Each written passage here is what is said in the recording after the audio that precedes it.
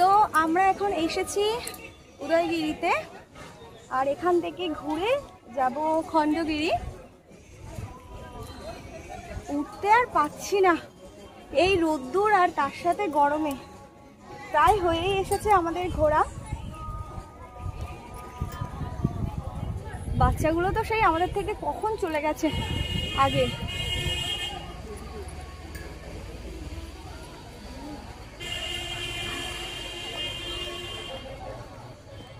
ভেবেছিলাম এত উঁচুতে উঠতে পারবো না, প্রচন্ড কষ্ট হচ্ছে, হাঁপিয়ে গেছি আমি একেবারে, কিন্তু উঠেছি অনেক কষ্ট করে, তাও সবার লাস্টে একটু একটু করে উঠছি, একটু একটু করে আবার রেস্ট নিচ্ছি।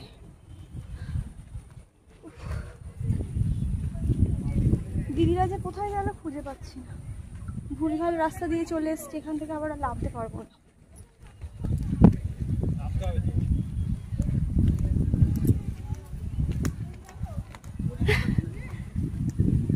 এখান থেকে পড়ে গেলে আর দেখতে হবে না, পুরো শেষ।